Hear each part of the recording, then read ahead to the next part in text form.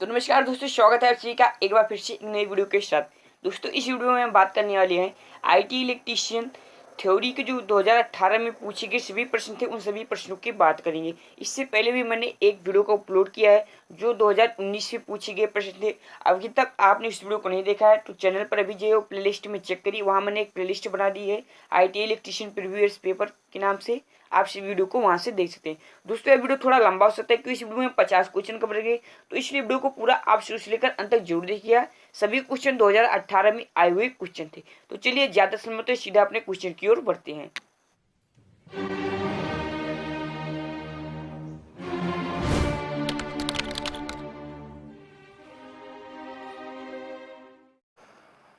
तो दोस्तों यहाँ पर लिखा गया है नोट सभी प्रश्न आपको करने अनिवार्य हैं और सभी प्रश्नों के जो अंक है वो एक समान रहेंगे, यानी कि कोई प्रश्न 10 अंक का है तो कोई 5 अंक का, ऐसा नहीं है। जितने भी प्रश्न है इसमें सभी प्रश्न एक समान अंक के होंगे और सही उत्तर का चयन करना है। तो पहला प्रश्न क्या कह रहा है रोटरी कन्वर्टर आमतौर पर देश देश में उपलब्ध होते हैं। सिंगल फेज, 3 फेज, ए और बी दोनों, 12 फेज। तो राइट आंसर जो है इस प्रश्न का option number C, single phase और 3 फेज में उपलब्ध होते हैं। अभी तक आपने रोटरी कन्वर्टर के बारे में कुछ नहीं पढ़ा तो मैंने सिर्फ एक ही वीडियो बनाया है अपने चैनल पर रोटरी कन्वर्टर, तो उसको आप वीडियो को देख लीजिए। पूरा एक ही वीडियो में पूरा चैप्टर को खत्म कर दिया। डिस्क्रिप्शन में लिंक दे दिया गया है, वहां जाकर आप वीडियो को चेक कर सकते हैं। अगला प्रश्न क्या कह रहा है, दूसरा प्रश्न कह रहा है मरकरी आर्क रेक्टिफायर के एनोड देश देश के बने होते हैं। बहुत ही इंपॉर्टेंट प्रश्न है, ये बार बार एग्जाम में पूछा जाता है ये वाला प्रश्न।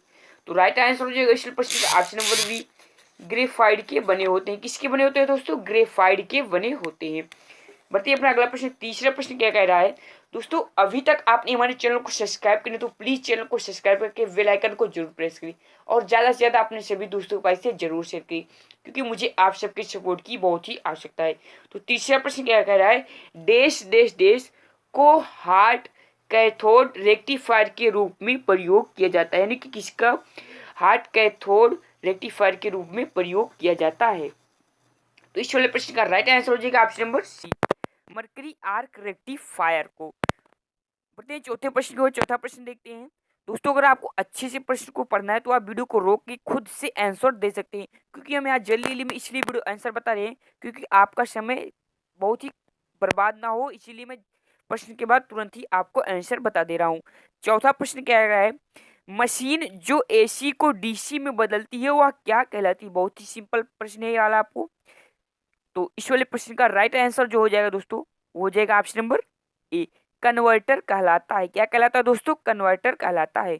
फिर पांचवा प्रश्न क्या कह रहा है हमारा? पांचवा प्रश्न है एक फुल वेव रेक्टिफायर में रिपल आवृत्ति देश देश के बराबर होती है। किसके बराबर होती है? तो इस वाले प्रश्न का राइट आंसर हो जाएगा ऑप्शन नंबर ए, 2 गुणे इनपुट आवृत्ति के बराबर होती है।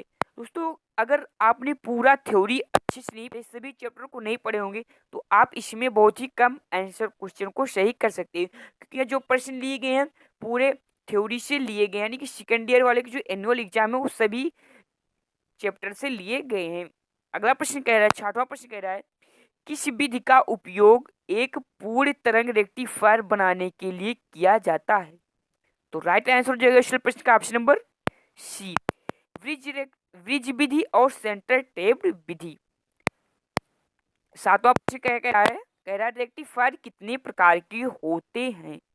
तो इस वाले प्रश्न का जो राइट आंसर हो जाएगा वो जाएगा ऑप्शन नंबर बी, रेक्टिफायर 2 प्रकार के होते हैं।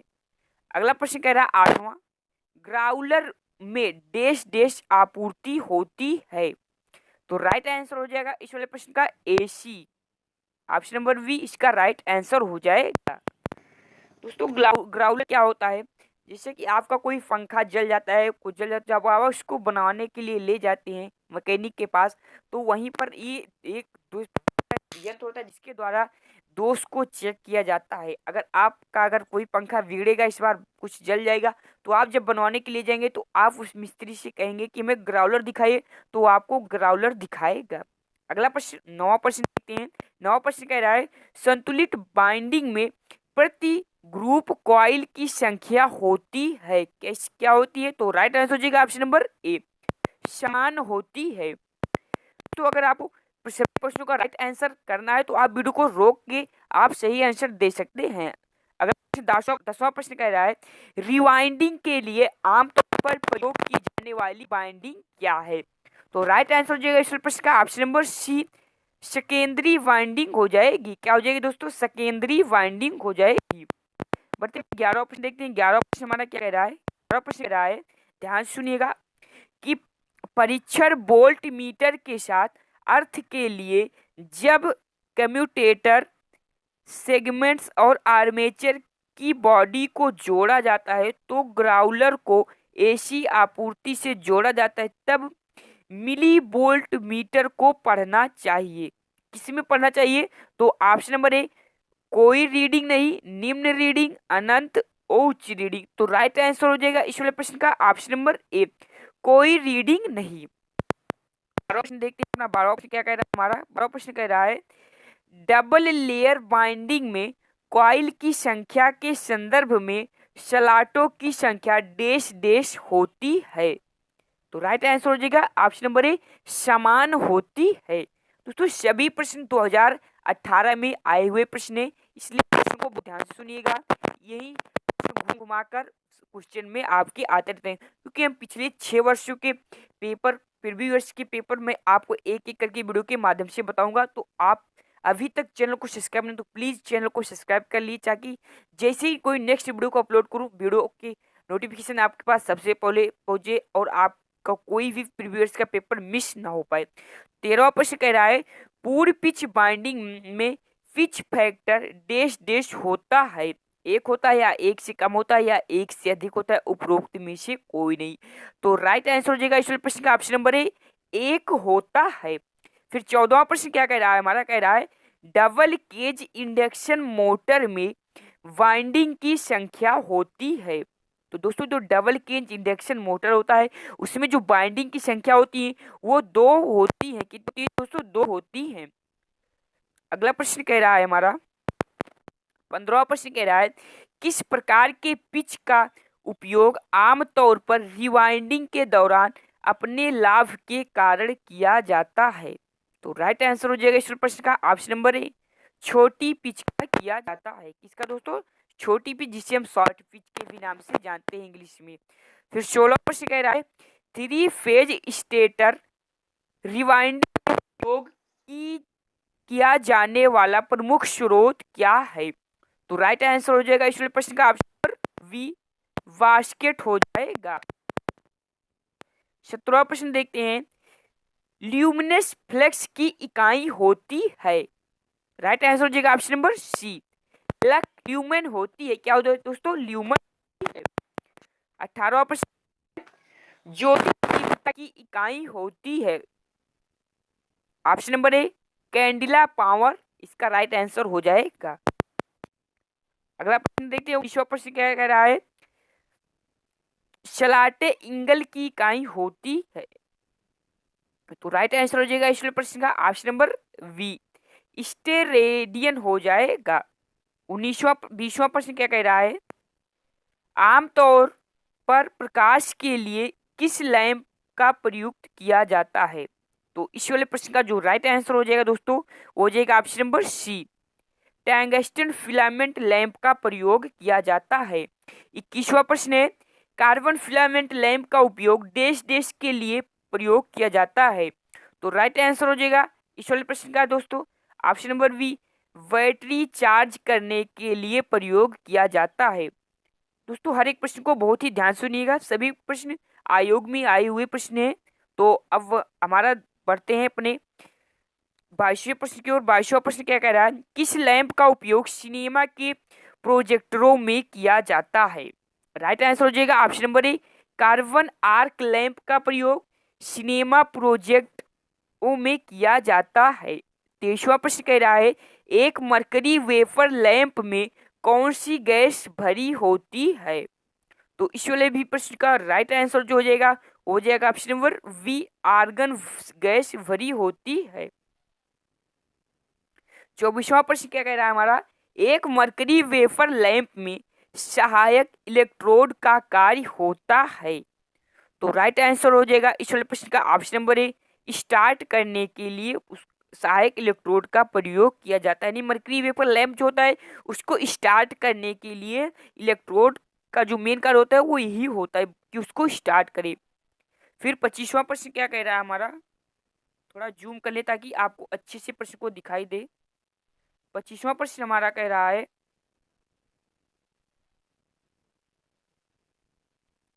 मरकरी वेफर लैंप बने होते हैं। तो इस वाले प्रश्न का जो राइट आंसर हो जाएगा दोस्तों हो जाएगा ऑप्शन नंबर ए। MAT, MA और ABT प्रकार के बने होते हैं।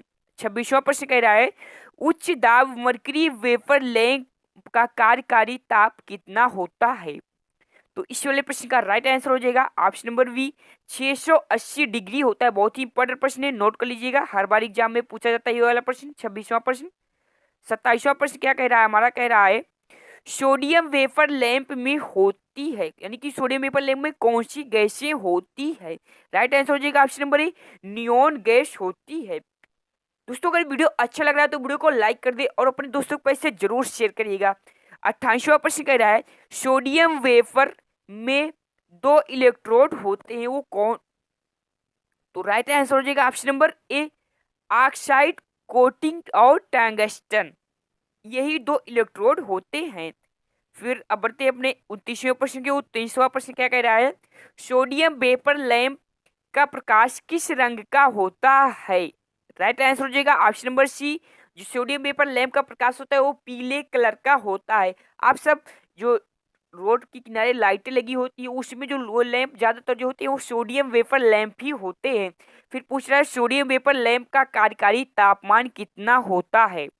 तो राइट आंसर हो जाएगा ऑप्शन नंबर ए 250 सेल्सियस होता है।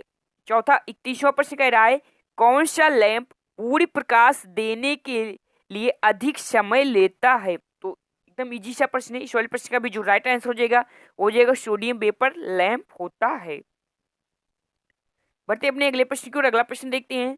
दोस्तों आप कमेंट बॉक्स में ये बात जरूर बताइएगा कि सभी प्रश्नों में से आपके कितने आंसर सही रहे हैं। 32वां प्रश्न कह रहा है एक सोडियम वेफर लैंप में होते हैं।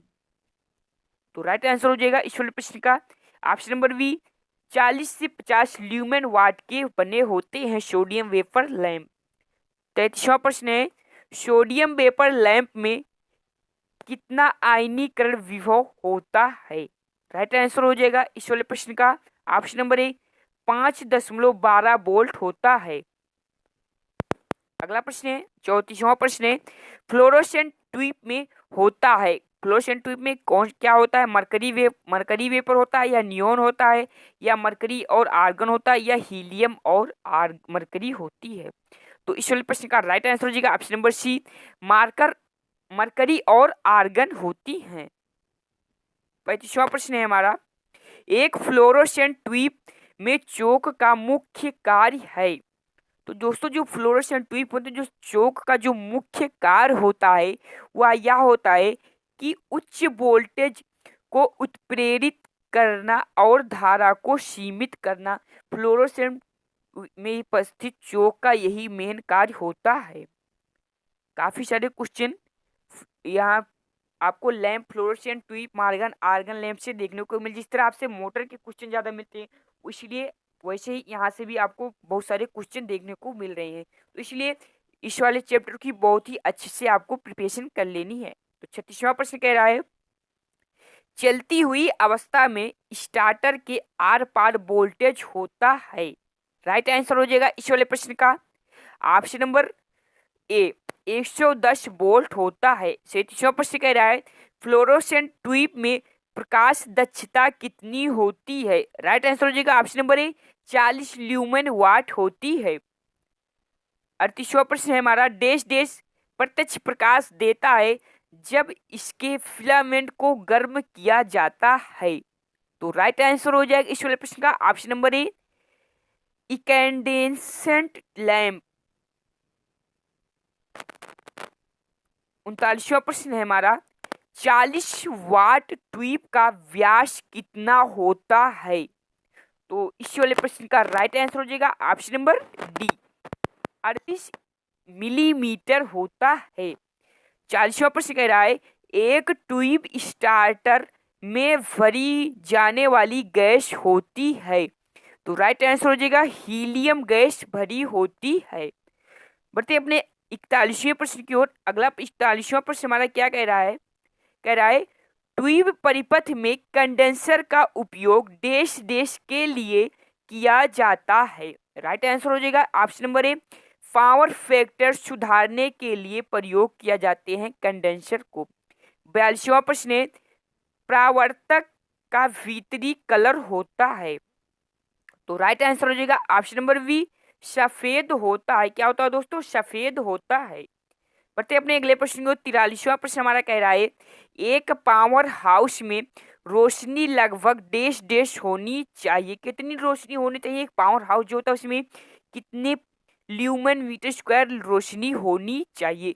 तो राइट आंसर हो जाएगा इस वाले प्रश्न का ऑप्शन नंबर सी, 100 से 150 ल्यूमेन मीटर स्क्वायर रोशनी होनी चाहिए। फिर यहीं से एक प्रश्न और आया है, ये कह रहा है पार्किंग लाइट्स में रोशनी की ऊंचाई लगभग होनी चाहिए। कितनी रोशनी होनी चाहिए? जो पार्किंग लाइट में होती है वहां पर जो रोशनी होती है वो कितनी ऊंचाई पर होनी चाहिए? तो इस वाले प्रश्न का राइट आंसर हो जाएगा option number C, 12 lumen metre cube.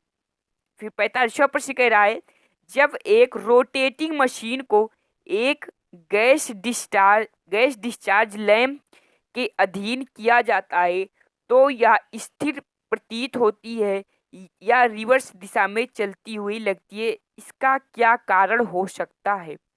तो राइट आंसर हो जाएगा ऑप्शन नंबर डी, उपरोक्त सभी कारण हो सकते हैं। 46वां प्रश्न हमारा कह रहा है ट्यूब स्टार्टर के परिपथ में कंडेंसर होते हैं जो क्या होते हैं? तो इसका राइट आंसर हो जाएगा option number B, power factor सुधारते हैं। ऑप्शन नंबर बी इसका राइट आंसर हो जाएगा। बढ़ते अपने अगले प्रश्न की ओर। अगला प्रश्न देखते हैं। अगला प्रश्न है हमारा 47वां प्रश्न कह रहा है एक डीसी आर्क लैंप में इलेक्ट्रोड का व्यास होता है। राइट आंसर हो जाएगा ऑप्शन नंबर ए, धनात्मक इलेक्ट्रोड बहुत मोटा होता है। बढ़ते अगले प्रश्न की ओर। 48वां प्रश्न देखते हैं। हमारा कह रहा है 48वां प्रश्न डीसी आर्क लैंप में उपयोग किए जाने वाले वोल्टेज होते हैं, यानी कि जो डीसी आर्क लैंप होते हैं उसमें कितने वोल्टेज पर उन्हें प्रचालित किया जाता है, प्रयोग किया जाता है? तो राइट आंसर हो जाएगा इस प्रश्न का ऑप्शन नंबर ए, 40 से 60 वोल्ट पर। बढ़ते अगले प्रश्न की ओर। अगला प्रश्न हमारा देखते हैं। अगला प्रश्न कह रहा है 39वां प्रश्न कह रहा है 49वां एडिशन स्क्रू प्रकार के लैंप होल्डर के बाहर की तरफ चूड़ी कटी हुई भाग को डैश डैश के साथ जोड़ना चाहिए। राइट आंसर हो जाएगा ऑप्शन नंबर ए, परिपथ की न्यूट्रल तार के साथ जोड़ना चाहिए। बढ़ते अपने लास्ट क्वेश्चन की ओर इस वाले। तो लास्ट क्वेश्चन हमारा एक गैस से भरी हुई टंगस्टन फिलामेंट लैंप का कार्यकारी तापमान होता है। तो इस वाले प्रश्न का राइट आंसर हो जाएगा ऑप्शन नंबर ए, सॉरी दोस्तों ऑप्शन नंबर डी इसका राइट आंसर हो जाएगा। दोस्तों ये थे 2018 में पूछे गए कुछ प्रीवियस आईटी इलेक्ट्रीशियन सेकेंडरी वाले के लिए क्वेश्चन जो कि आपकी समझ मैंने डिस्कस किया। आशा करो तो आपको वीडियो जरूर अच्छा लगा। वीडियो अच्छा लगा तो वीडियो को लाइक कर दें और अभी तक चैनल को सब्सक्राइब नहीं तो चैनल को सब्सक्राइब कर इस घंटी को जरूर प्रेस करें। मिलते हैं फिर नेक्स्ट वीडियो के साथ, तब तक के लिए इजाजत। जय हिंद, जय भारत।